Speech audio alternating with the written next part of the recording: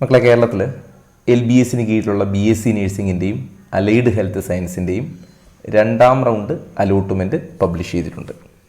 അപ്പോൾ അലോട്ട്മെൻറ്റ് നിങ്ങൾക്ക് lbscenter.kerala.gov.in എന്നുള്ള സൈറ്റിൽ കാണാം.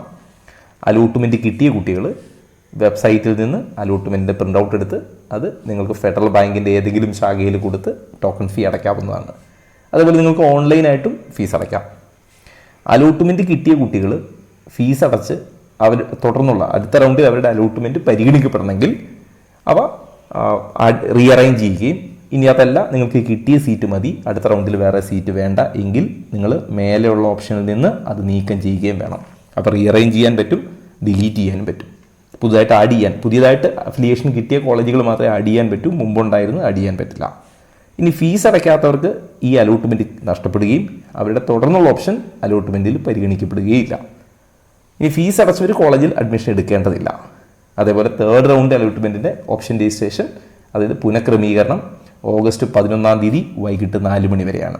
ഫീസ് അടയ്ക്കാനും ബാക്കി അലോട്ട്മെൻറ്റ് പ്രൊസീജിയർ അടുത്ത റൗണ്ടിനുള്ള ഓപ്ഷൻ റീഅറേഞ്ച്മെൻറ്റിനുമൊക്കെയുള്ള സമയം 11 ഓഗസ്റ്റ് 11 വൈകിട്ട് 4 മണി വരെ.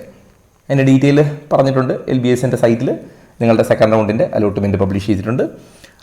ഓഗസ്റ്റ് 6 വൈകിട്ട് 5 മണി വരെ കിട്ടിയ ഓപ്ഷനുകളുടെ അടിസ്ഥാനത്തിലാണ് അലോട്ട്മെൻറ്റ് പ്രസിദ്ധീകരിച്ചത്. അപ്പോൾ നിങ്ങൾക്ക് അലോട്ട്മെൻറ്റ് കിട്ടിയ കുട്ടികൾക്ക് ഓൺലൈനായിട്ടും ഫീസ് അടയ്ക്കാം, അതേപോലെ ഫെഡറൽ ബാങ്കിലും അടയ്ക്കാം.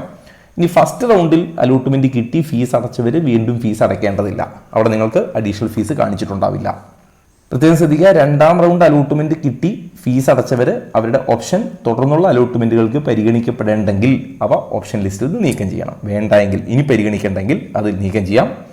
അതേപോലെ ഈ നിശ്ചിത തീയതിക്ക് അതായത് ഓഗസ്റ്റ് 11 ഫീസ് അടച്ചില്ലെങ്കിൽ അവരുടെ അലോട്ട്മെൻറ്റ് റദ്ദാവും.